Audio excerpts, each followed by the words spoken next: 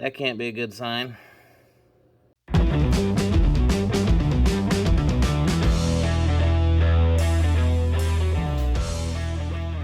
So today is the day we start putting the 800 back together that blew up on us on the first trip of the 2022 season.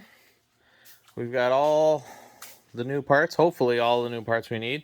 Most importantly, a rebuilt crank, which was the main issue with the engine. Then one of the rod bearings went, so this is a completely new crank with all new bearings.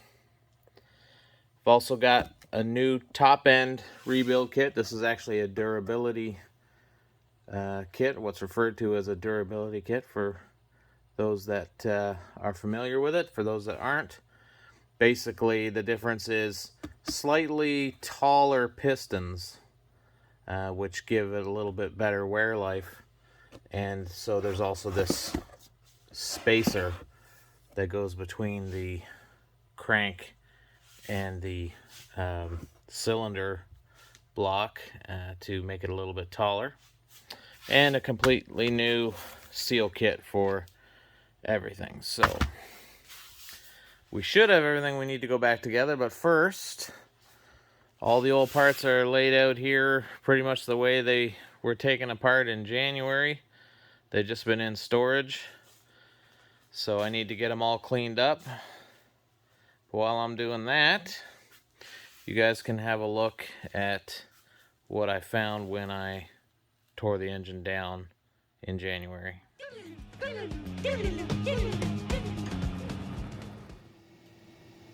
So I've got the engine up on the bench right now, but before I took it out of the machine, the first thing I did was I removed the exhaust and had a look inside the Y pipe. And right in here, I found evidence of shards of metal, a little bit of a gold flake to it. So I knew something bad had happened for sure.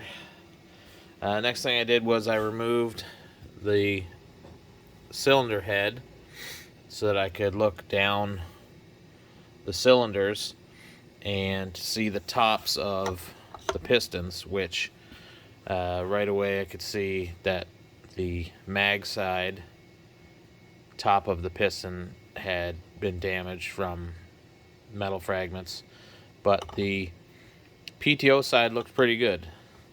First good news is the cylinder walls didn't seem to be destroyed, and after pulling the jug right off, I could see that that was true all the way down.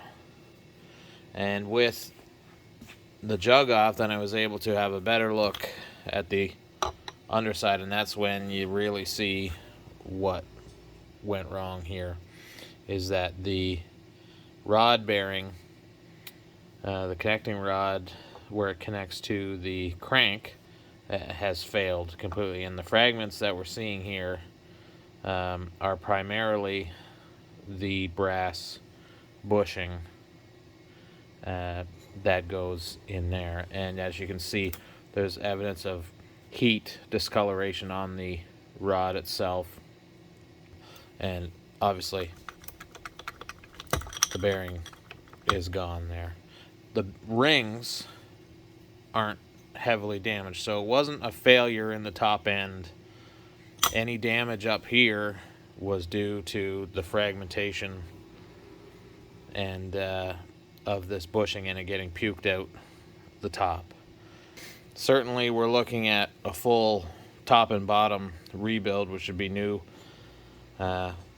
connecting rods and bearings all around on the crank, and new pistons and rings in the top end.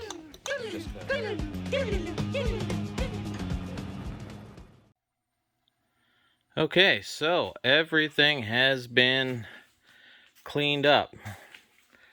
That includes taking apart the exhaust valves and cleaning all the carbon off with Scotch-Brite, pad and in the cylinders. Hit them lightly with the glaze breaker. Everything's been cleaned up, all the gasket surfaces, and then rinsed off and blown dry with the air gun. And we'll let it dry a bit more overnight. I'm not sure when I'll get back to start assembly, so some of the ferrous parts like the cylinder linings and the exhaust valves I've sprayed with some fogging oil just to keep them from getting any little corrosion buildup. And we'll be back to start putting it together.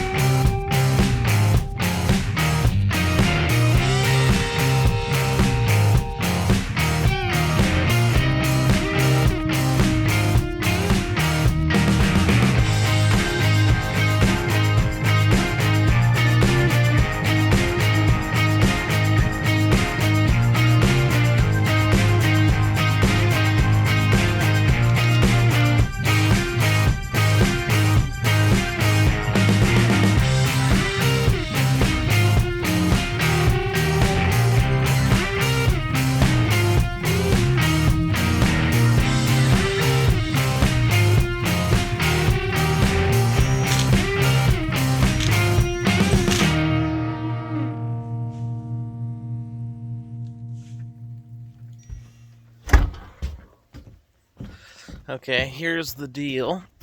It is mid-December now, and it's been a couple of months actually since I put the 800 back together.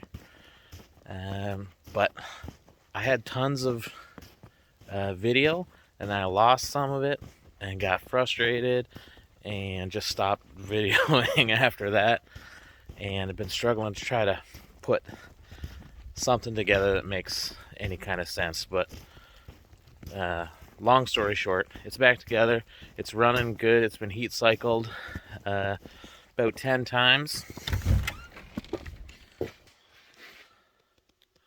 Yeah, she's back together. And like I said, heat cycled about 10 times. So she's ready to hit the trail.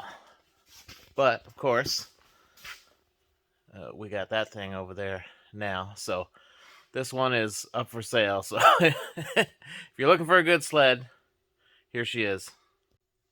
So in the end, pretty sure the root cause of the engine failure was the mag side main crank seal started leaking, which is honestly no surprise. I mean, this machine had over 12,000 K on it. The top end had been rebuilt, but the bottom hadn't, and the bottom probably should have been done at 10K. So, not a surprise.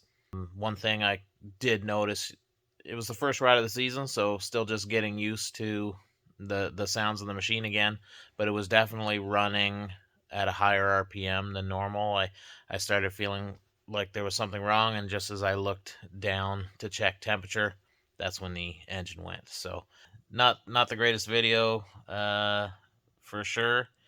Probably leaves you with more questions than answers.